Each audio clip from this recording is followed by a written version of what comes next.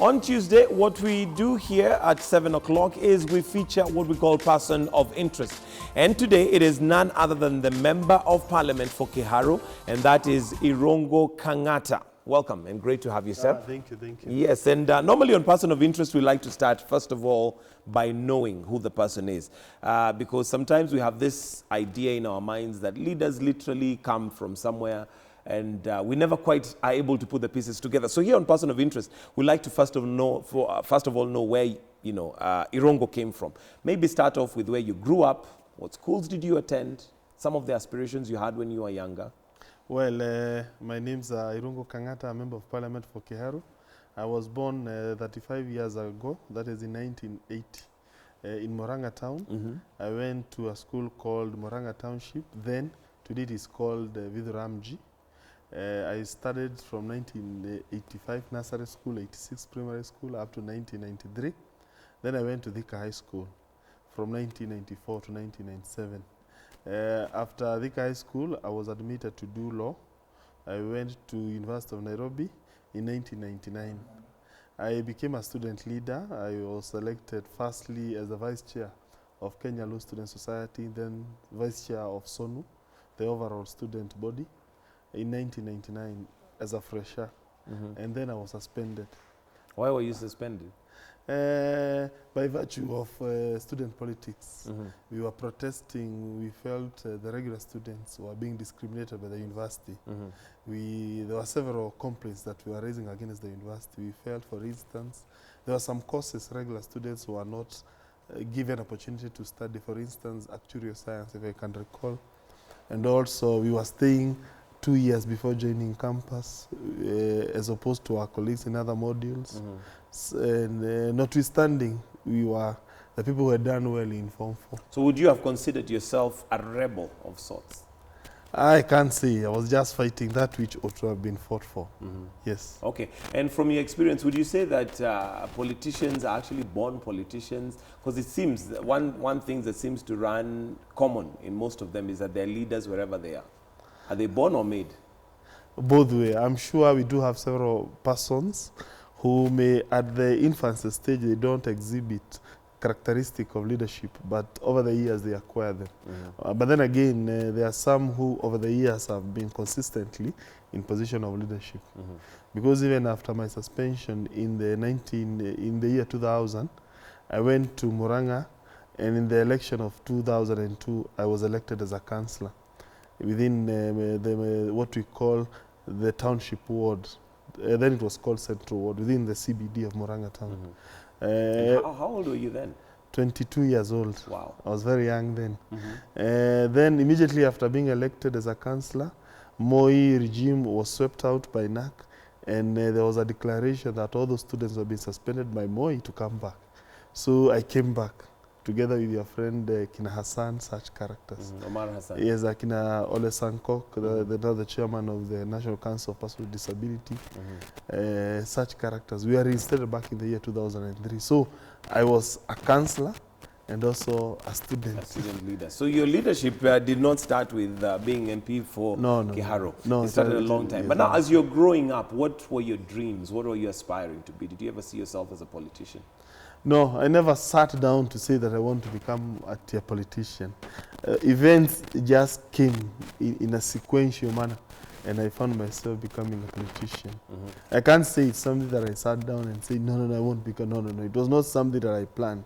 It is only things would just come in a sequential manner. What events actually now pushed you towards politics? Because politics is either very popular in terms of how you look at it or something you really don't want to be involved in. No, it's just something that you want some change. You see, one, I come from Kiharu. Kiharu was represented by a very vibrant politician, that is Matiba. So when I was a young person, it was during the agitation for multipartyism. So I felt that passion. I recall when Matiba used to be a very crucial politician in Kenya. So we people of Kiharu would really feel entangled by that process. So by that, I think I would say he is very instrumental towards my liking of politics. He really influenced me, and several such factors. And who are your role models as you're growing up apart from now, Matiba? Well, apart from Atiba, I would say maybe Gogo wa Thiong'o. When I was a young person, I used to read a lot his books.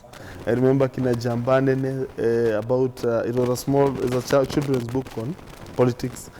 Kina Weep Not Child, The Detained. So they used to really, let me say, poison my political mind.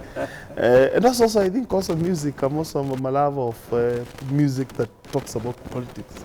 So they would also really create an interest in Who are your politics. favorite artists? That's an interesting. Of course, Bob Marley. I used to listen to him, how he would talk Those about revolutionary songs. stand up and fight for your rights. So I was quite drawn up by such kind of sentiments. So you'd say politics has been something that literally is in your bloodstream. I would say so. Looking at the music you like, looking at the books you read, it's something that comes naturally. Yes, indeed, it goes without saying. That I have been all through my life interested in issues relating to social change. I think no wonder I even did law, because also I would look up at people like Kina Gibson Kamau Kuria, people like Paul Moite, who are people who are lawyers, and then I would see how they are fighting for change in society. Okay, and how has that influenced your background? You know, where you grew up, the fact that you grew up in upcountry and you saw things happening. How has that influenced who you are today? Well, very much, because now I was born in Murang'a town, which is not a big town, it's a small town, but it's also a town anyway. So to the extent that you're able to relate to the common wananchi. You see, I'm not born out of privilege, I'm just born among what we call the hoi polloi of Murang'a town. So to that extent, you are able to gel and to know the aspiration of the common person. Yes. Did you finish your law degree? Yes, in 2003 I finished my law degree. I went to do what we call postgraduate diploma in law at Kenya School of Law. I also did the Certified Public Secretary Section 1 and Section 2. And then I also did my Masters of Law from the University of Harambee. Okay. Yes. What does an MP from Kiharu do during his social time? Well, one is I can't say really that I do have social time, because from Monday to Friday you are in Parliament. Then from Friday to, let's say, Monday, you are in Murang'a, probably attending funerals, probably attending weddings, probably attending church events.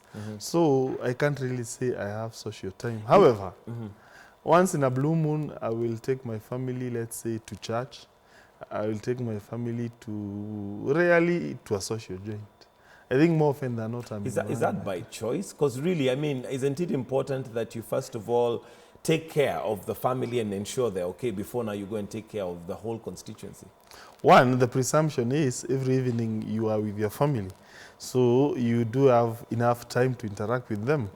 However, once in a blue moon, you may take them out, but I can tell you the exigencies of your calling at times can get told to your social life. So is a politician somebody who is very interesting to get married to for the ladies, for one who might be looking at a politician? Well, I can tell you in terms of privacy, it is something that you have to really curtail, that you may not have sufficient private life. That's a fact. Unless you are what we call pompish politicians, who just wants to live a pompish life, who don't want to connect with the people. But I can tell you it does take toll on one's privacy. However, it's not that I'm complaining. I have been a politician for for some time. Even in campus? In campus as a councillor. But I can tell you that it does. So personally, for instance, I don't take alcohol. I don't take any form of any form of intoxication. So rarely will you find me going to a pub. Yes. Okay. And generally speaking, how do you manage to balance that life? Because it must be very demanding. Here you have constituents who want their MP to hear directly from them. And of course, as a politician, I think it is almost natural that you want to listen to them at one time or the other. But here you also have a family who need you. How do you balance those two? One, you ensure every evening you are with your family. Two, also probably you find a day to spend more time with your family. Let's say you may take them out. You may decide, for instance, to have a vacation. But I can tell you, rarely do I ever get that opportunity. Few and far between. Yes, they are few and far between. Okay, and how many children do you have? I do have two. One is called Rita Male Mudhoni Kang'ata. She is in class 2, now going to class 3. And we do also have Yuna, Yuna Wangeshi. She is a toddler. She is very young. She is now clocking 3 years. Yes. Okay. And as a father, do you have to switch roles sometimes from being the politician and now you come home and here you are as daddy and husband? Yes, indeed. I think that's very important. It's more important than any other role that you can have as a human being. I always endeavor to ensure I have enough time for my family, particularly for my 2 children. Okay. Yes. Now, human beings were mainly made of intellectual, social, and spiritual. How do you take care of your spiritual man? Well, I'm a very conservative Catholic Christian. I happen to be a very strong Christian, particularly deeply involved in Catholic Church Activities. Yes, activities.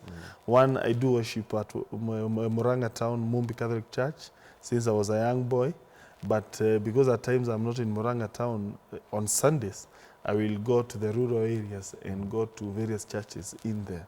However, my church is Mumbi Catholic Church in Moranga Town. I do also worship at times here in Harambee, at a place where I live, in my nearest Catholic church. Okay. Now let's come to, you were recently nominated and you also went ahead to win an award which was sponsored by mzalendo.com, and this is to do with education. You are #1 in the National Assembly and #2 overall between the National Assembly and the Senate. Maybe first of all tell us what the award was all about. Well, Mzalendo is an NGO which deals with governance. It checks how we parliamentarians are working. So every year they do come up with a list of people they think have done a good job in terms of legislation. So therefore, they have several categories. We do have health, do have, I think, mining, and we do several. I think there are about 10. So in the education, I was among the nominees for that award. So I was shortlisted. And thereafter, there was some form of voting, public voting. So I was #1 in the National Assembly. But then again, #1 was Zani, that is the senator. And now me #2 when compared Senate and the National Assembly. So they check several things. One, they do check to a certain extent bursary, how you disburse your bursary at your constituency. #2, also your contribution, and also any form of legislation that you have brought to Parliament. I think the one which was key is the one relating to Higher Education Loans Board bill. I had brought some amendments. I was able to shepherd those amendments through Parliament. They went to the President. He agreed with my recommendations. They have been signed into law, although a few of them he vetoed. Okay. Tell us about some of those that were signed into law. What are they addressing and what should we expect from them? Upon the signing of that bill, which was signed, I think, 1 week ago, now it means Higher Education Loans Board, it will, #1, every time you do an application to help, in case they refuse to award you with a loan, they have an obligation to tell you why that you have lost, and this is the reason. And 2, to give you the opportunity to lodge an appeal. So that to me is revolutionary. It means 1, students will now know why their application has been rejected. 2, they'll also get an opportunity to lodge an appeal within a certain period of time. However, there were some other recommendations that the President vetoed. 1, I proposed that we do have student representation in the board of HELB. It happens in Tanzania, it happens in other jurisdictions, but he felt, I think, that's not so good. The model that we want to use. Yes. Why do you think you would have vetoed that? Or why do you think, first of all, it was important to have students in the board? 1, I wanted their voice to be heard. You see, you are talking about students. You need to hear them there inside, isn't it? Some people are saying, no, students are supposed to be studying. They are not supposed to be sitting in various boards. That's not true. If you go to all universities, you look at what we call the Senate, you look at what we call the Council, there is always student representation. So in the same manner, I don't see why they should not be allowed to sit at HELB, which is very crucial to their life as students. Okay. There's also another proposal regarding young students. If you are a young person who is yet to attain the age of majority, that is 18 years, by the time you join campus, you should be given the opportunity to apply. HELB has been denying those students. By the way, under the current law, it is possible for them to apply, but HELB has been saying the law does not allow them to apply. So I brought an amendment to expressly provide that those people who are joining campus without reaching 18 years, they get that opportunity to apply. Again, the president vetoed that. Okay. I'm not so sure as to the reason why we should deny young people the opportunity to apply for help. Okay. As a winner of, maybe let me call you an award-winning member of parliament, which is something very rare in this country, because we do know that we have MPs who literally just get embroiled in politics, and we seldom see any development from their end. What would you say is your secret? No, nothing much. I don't really have a secret, except that, one, I do have a passion of education. I know I'm here by virtue of education. We already know that my parents went out their way to educate me. I know I would not have been a member of parliament. So I think the issue is being passionate to that which you think is good for the society. That's number one. Number two, also, there is an aspect of reading more. For instance, before I formulated this bill, I went on a study endeavor. I looked at other jurisdictions. What do they do? What good practices we can borrow from them? And then we try to incorporate those ideas into Kenyan law. And thirdly, interactions. I have been a student leader. I've interacted with students. I know what ails them. And therefore, I thought surely I cannot just come here in parliament and forget where I came from.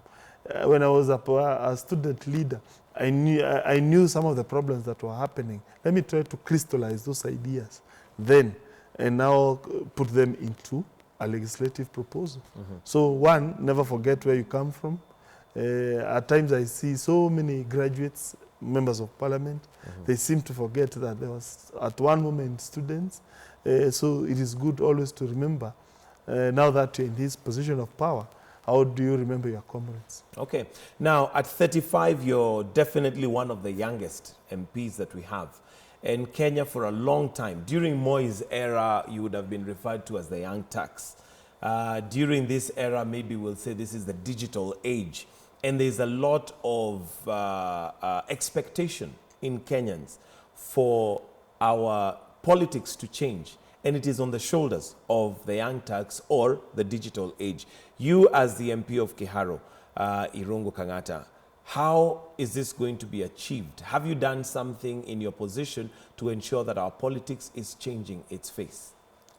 Well, I can only do that which is within my scope. And one, I do serve as something to inspire young people to join politics. I hope they will. I do also try to come up with positive legislation so that people can also see young people can do a better job than the old folks.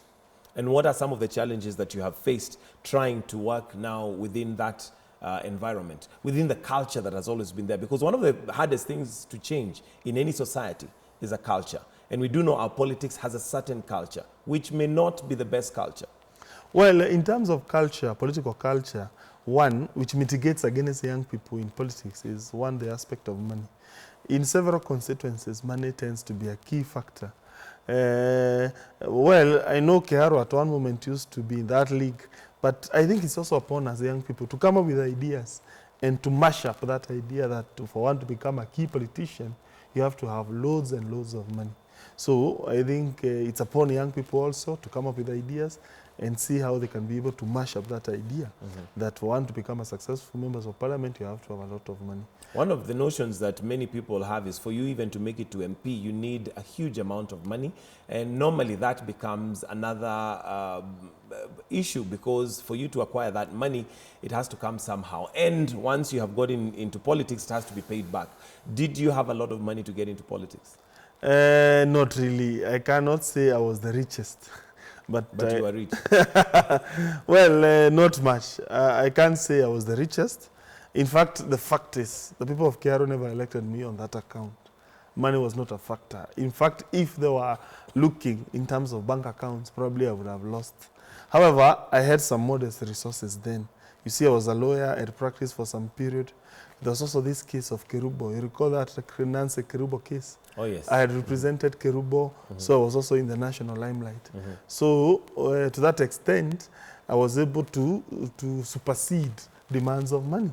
So to a certain extent, one, you need resources to mobilize, to have misafaras, probably to attend some few Harambees here and there. But I can tell you money is not the key factor. However, once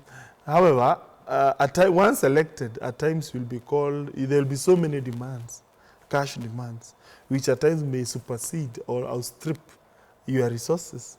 I think that's something Kenyans will need to sit down and dialogue, because that at times may tempt other politicians to become corrupt. It may tempt other people to become people who are not good, because now they are trying to remedy or probably to answer the demands of their constituents. I think the idea of Kibaki was very good. You see, Kibaki had come up with a formula where there were no Harambees, where people are being evaluated in terms of performance. I would personally support that we entrench that culture that was very strong during Kibaki era. Okay, how the duty of an MP really is legislation and to represent your people in parliament. Why does money have to be an issue when you are representing your people? I know there's this, and that's why I'm talking about culture. There's the culture of people coming to you to go to their Harambees or for you to help in their education. Why can't MPs literally delink themselves from that and just do what they're there to do? It's a political reality. I can tell you out of 100% reasons which make people to be elected, re-elected or even elected, legislation probably forms 15 or 20%. What is the rest? Probably I would say 60% is development. How good you are in terms of management of CDF. No wonder MPs telling members of parliament to delink themselves from CDF is so hard. And it has nothing to do with the introduction of CDF. Even prior to introduction of CDF, members of parliament were still being viewed from that point of view. No wonder they used to call for Harambees to build schools, call for Harambees to build hospitals. So they brought CDF so that they no longer have to go back to their pockets, but they are using government money to deliver development. So Kenyans, and for a good reason, because of our state of development, we are still a poor country. We cannot just be electing leaders to go and make laws. We want to see them as agents of development. And to me, it makes a lot of sense. So 60% Kenyans look for a leader in terms of development. Then probably another 20% your social skills. How do you relate to the people in the grassroots? At times, that component of relationship has a monetary aspect. Because if you come, let's say, for instance, we meet frequently, but I'm hungry. I have a child who is...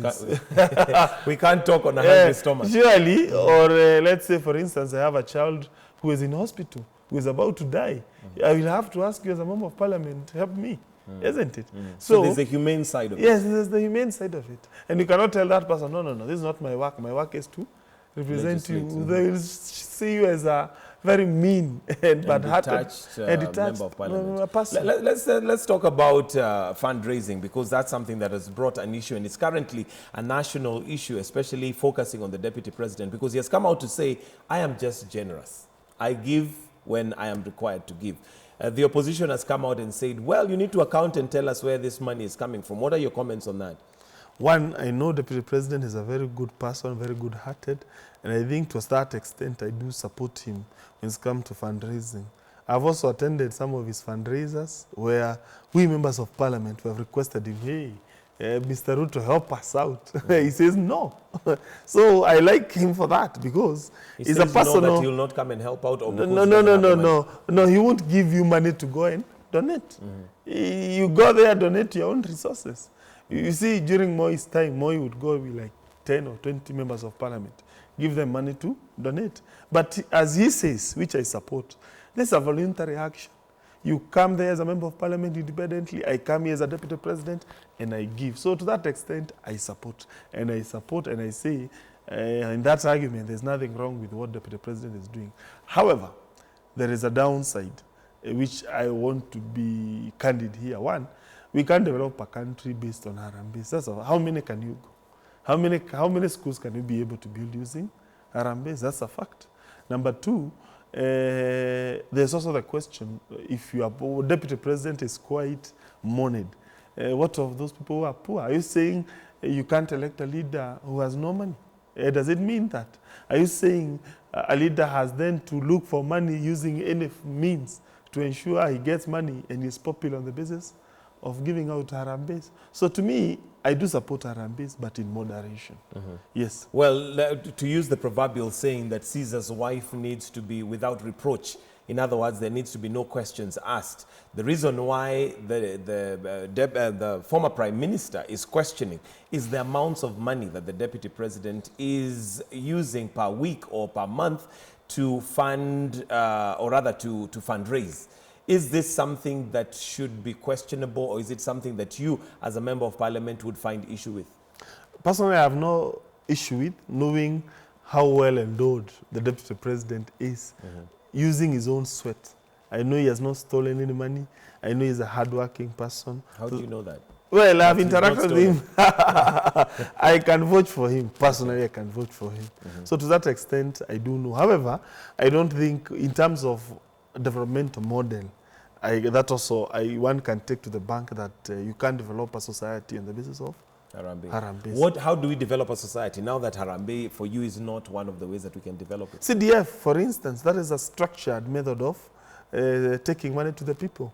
We do also have other structured methods like Uwezo, Youth Fund. We do have also devolution. Those are all geared towards taking money to the people. They are accountable means. You know where the money is coming from. You know where that money goes to. You are able to ascertain the impact of that money. So to me, we ought to come up with structures, which we have. And no wonder I'm a real supporter of retention of CDF fund to ensure that money goes to wananchi in a structured manner. Okay. We are fast approaching the end of 2015. I'd like to hear your comments on how the government has performed in 2015. This is the best government. Why? It has performed wonders. In what sense? One, in terms of energy. One, energy costs have gone down by 30% with the injection of geothermal into our grid system. Number two, the extension of power. Now almost all the schools and the surrounding villages, they do have power. And those that don't, they are still being addressed to. Three, devolution. So many functions have been devolved to the counties within a very short time. When you look at the Constitution, it had a bigger time frame. But the Jubilee government in the year 2015, it has transferred almost all functions to the governors, meaning we have hastened the process of devolution. We have reached those deadlines faster than originally envisaged by the Constitution. When you look at the percentage of resources that we're taking there, I think we are now almost clocking 40, as opposed to, you remember the Constitution talks of about a minimum of 15%. So we have done double and almost thrice. We are now clocking thrice of that minimum threshold of taking resources to the grassroots. So in terms of foreign investments, we have seen how President Uhuru Kenyatta has been able to leverage. He has gone internationally, he has gone to tours. As a result, we have seen so many investments coming to Kenya. Also big profiles, people coming to Kenya, meaning they are stamping the approval of this regime. We have seen Pope, we have seen Obama this year, we have seen the WTO, that is the World Trade Organization, holding a major conference here in Kenya. As a result, we have what we call sidelines conferences, which are usually held, and all those sidelines seminars, they generate a lot of resources for this country. So 2015 has been the best year for this country, internationally and nationally. Okay. Irungu Kang'ata is our person of interest today, and the phone lines are now open. They're displayed on your screen, or they will be displayed on your screen. If you have any questions to ask him, maybe he's your member of parliament, and possibly you've sought audience with him and not had an opportunity, and you'd like a question answered. Maybe you're very happy with his progress. Maybe you're not. Let's hear from you from this point. But now it would be unfair and unrealistic, Irungu, to say that the government has performed very well, but not mention its failures. What are the highlights of the failures of 2015 in regards to the government this year? None. None whatsoever. None whatsoever. That's unrealistic. What about issues of corruption? We've seen wanton corruption in this country. You don't think that is a failure? No, those are propagandas by the opposition. What we have done, by the way, in this country, we have increased the political space for oppositionists. How is it? So as a result, they do have the license to say anything, notwithstanding that thing may be. But some of them, of course, have validity. For example, let's just take the NYS issue, which the government came out very strong to say that actually there is no money lost. The script changed and there was a little bit of money lost. Then now we have 791 million, which we are still trying to find where it is. You still think that is propaganda? Well, I agree. That happens everywhere. Money can be lost, but the question in terms of the government is what action has been taken. Action has been taken. People are in court as we speak. Properties have been frozen, and the minister has resigned. To that extent, that's progress. That's very good progress. In terms of other leaders, the president brought a list in the National Assembly, and that list contained names of suspects. All those suspects were made to step aside. Some are facing charges in court. For instance, the former cabinet secretary, Mr. Kamau, and several other former cabinet secretaries. To me, that's progress. It shows the zeal with which the presidency is taking the fight of corruption. Yes. What about the issue of Eurobond, which so far is still vague in the eyes of Kenyans as to what really happened? Again, that is an example. Yes, it is lies. Because, one, the Treasury, CS, that is Mr. Rotich, has detailed how that money has been expended. He has invited Mr. Raila Odinga to go to the Treasury and inspect the books of accounts. He has refused to do so. He has put up a press release indicating how that money has been expended. Again, we have not seen a counter rejoinder to that statement. So to me, I think the government has been able to account for its money. Okay. We'll take a call from Alfred in Nairobi. Good morning, Alfred, and thank you for calling. Hello. Yes, Alfred. Habari yako? Mzuri kabisa. Ya, mimi nataka kuuliza huyo mheshimiwa. Swali yangu ni hii. Yeye amesema stima imerudi chini. Lakini tukiangalia mahali tunaishi, kuna bado tunafanyiwa 20%, alafu tuna times kwa hiyo pesa tunakuta tunalipa bado stima vile tulikuwa tunalipa. Sasa ndio hiyo swali yangu, atafanyaje afadilie ili irudi vile wanasema imerudi chini. Kwa hivyo unasema ya kwamba mahali huko ni kama stima haijarudi chini, haijapungua. Haijarudi chini. Okay. Yeah. Sawa sawa, asante sana Alfred. We also have Sami from Taveta. We'll take a few calls so that we can answer all of them. Sami in Taveta, good morning. Sami in Taveta. Okay, tafadhali Sami, punguza volume ya runinga yako ili tuweze kuwasiliana, alafu uongee kwa sauti ya juu tafadhali. Nimepunguza. Asante. Mimi nilikuwa naomba kuuliza Kang'ata swali moja. Yeye kulingana na miaka yake naona ni mbunge mdogo, ajini ni yange. I did not expect yeye atuambie kwamba serikali ya Kenya imefanya 100% correct. I expected yeye atuambie mambo ya corruption. Kuna corruption katika serikali ya Jubilee. Okay. Kumaanisha the whistleblower Mr. Raila Odinga amebro kwamba Anna Waiguru kuna ufisadi umefanyika katika NYS. Okay. Serikali yao imekataa. At the end of the day, Waiguru ameresign on terms kwamba eliti yake ni mbaya. Okay. Sawa, asante sana Sami. So yeah, Irungu Kang'ata, two things there. Number one is Alfred, who is saying that as much as you say energy has gone down, the feeling on the ground practically is that it's still up. What are your comments on that, on the fact that power has gone down, electricity? Well, two things. One, I strongly suspect that a particular problem with that person, I doubt as to whether we can be able to universalize that issue.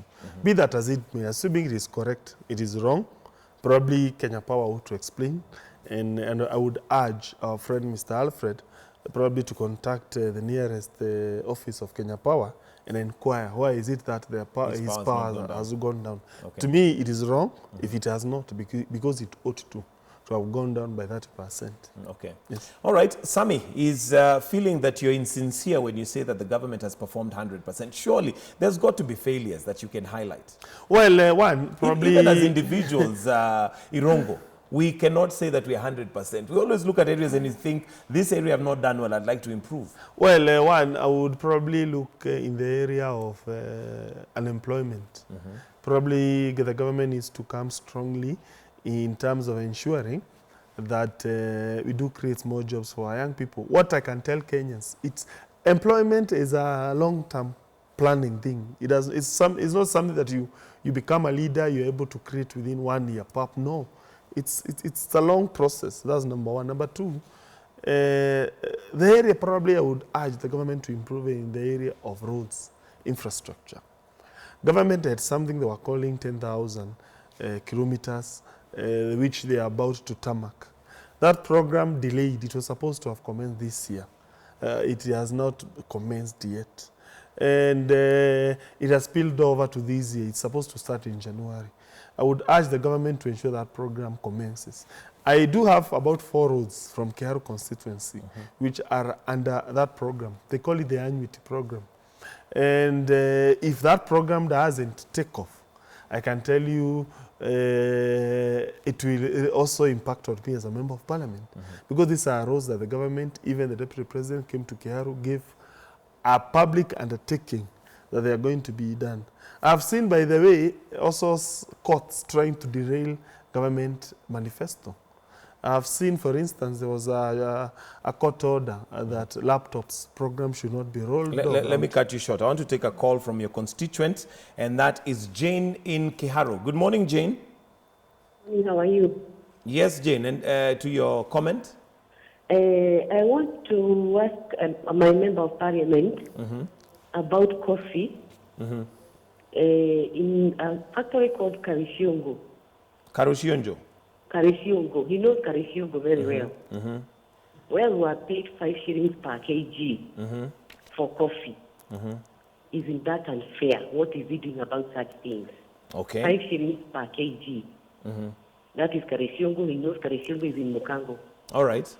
Yeah. All right. Thank you very much, Jane in Kiharu. And to your comments, Mheshimiwa, on that coffee going at 5 shillings per kilo.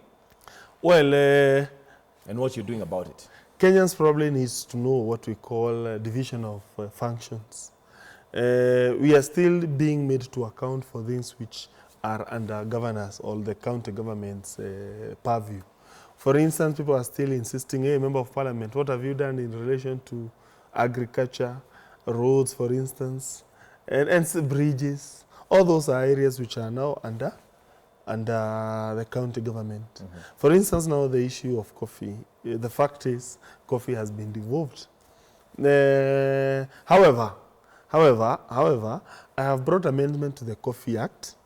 The idea is to probably change areas that ought to be changed within the Coffee Act to ensure that farmers, they are able to sell directly to the consumers. Farmers have a better choice in terms of milling. Farmers can be able to get the milling license. So those proposals are awaiting the normal process in the National Assembly. However, the principal role in terms of revival of agriculture now is primarily a function of the county government. And not only for that, I've seen several. In fact, I think in 2017, members of parliament will be punished for things which are beyond them. And because people will be saying, hey, you have not done this, whereas that thing is beyond him. However, for coffee, there's an interaction between county and myself. And for the little role that the national government have, I intend to do something, probably to see how we can change the Coffee Act. I've already commenced that process. It only takes time to see what we can do to change the Coffee Act to ensure that... So Jane can rest assured that something is being done. Yes. All right, let's take a call from Josephine in Mlolongo. Josephine? Josephine in Mlolongo? Hello, Josephine? Hello. Yes, Josephine, to your comment or question to Mheshimiwa. Ningetaka kuongea na mheshimiwa. Mheshimiwa, nataka kuambia wewe ni kiongozi wetu. Nyinyi ni viongozi wetu wa Jubilee. And I'm a very strong support of Jubilee. Okay. Lakini mnafaa kuongea on behalf of Kenyans. Not to support your leaders. Because we elected you as our good leaders and we expected good things from you.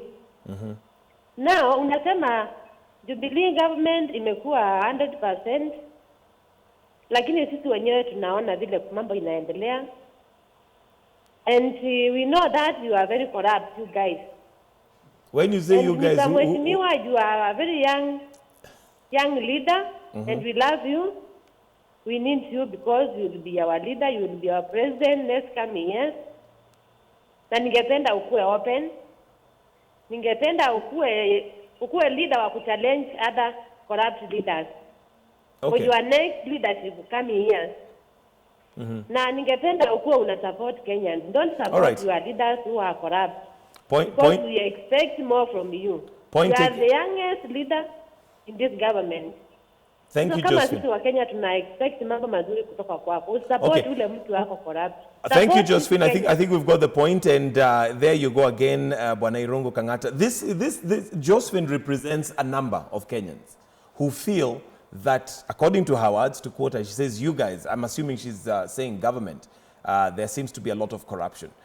You still think that Jubilee has performed 100%? On a scale of 1 to 10, what would you give Jubilee? Well, honestly speaking, I have said I'll give it 8. And the reason why I won't give it 10, for 2 reasons. One, the roads. They need to start tarmacking those roads. That was a public undertaking. I don't know why there has been some delay. They need to do that. By the way, I do believe they'll do that. I have seen courts trying to derail that process. I know the other day Justice Mumbi Ngoge delivered a judgment which appears to negate all that Jubilee wants to do. But I'm sure the government of Uhuru Kenyatta is going to supersede that. That's number one.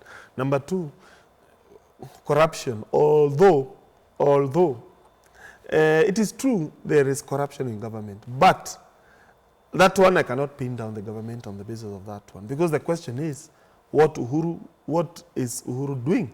If Uhuru is acting, which he is, well, fine, you give him all the marks. The issue or the problem would have been if Uhuru is not doing anything and he's doing something. He has shown that he's leading from the front. We have seen a very strong EACC. We have seen even members of parliament being arraigned in court, 2 of them. We have seen governors being arraigned in court. We do have, I think, the governor of Isiolo is facing charges. We have seen Governor Oparanya, he is facing charges. So we have seen a strong resolve by the government to address that issue. So problems will always be there. Corruption will always be there. But the question is, what action is the government doing? We have seen 2 persons, I think Chris Obure and another guy, they're about to be extradited. Gishuru. Yes, Gishuru. So the point is, the government is doing something in relationship to the issues of corruption. The president has called judiciary to account. He has asked for a list of all those people whose cases are before judiciary. By the way, the spotlight now is upon judiciary.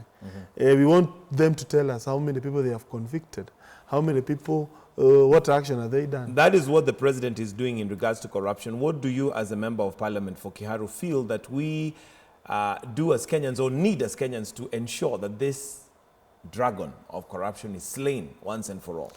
Personally, I'm a member of the Legal Committee and Justice Committee in the National Assembly. There was a proposal for us to kick out commissioners of EACC. Those commissioners were not doing anything. Some of them were even mentioned adversely on issues relating to corruption. There is one commissioner who have said to have acquired irregularly a house relating to National Social Security Fund. So we kicked them out. And now we do have new blood. I participated in the vetting and also the final approval of the nominees. We speeded that process. They are now about to be nominated and gazetted so that they can commence work. So I have done my level best towards ensuring what Uhuru promised Kenya is coming into reality. All right, your comments on members of parliament claiming false mileage which was found by EACC, and then a turnaround from the Speaker, who suddenly said that he is disowning the report? Well, it is wrong for members of parliament to falsify their mileage. They should be prosecuted. As to the turnaround, I think the report was a little bit erroneous. There were some members of parliament who mentioned that they had not, it appeared as if to insinuate that they had not tendered their titles and their logbooks to acquire loans. That is not true. The fact is they had tendered. I saw those documents personally. But I think I also don't blame EACC on that score. I think the problem was on the part of the staff of Parliamentary Service Commission, as at the time of the audit, they had not given out, they had not shown those documents. So I think the problem was theirs. It's not the problem of EACC. All right. Yes. Okay, time is up. I'm told by director that we have to wind up right there. But thank you very much, Irungu Kang'ata MP for Kiharu.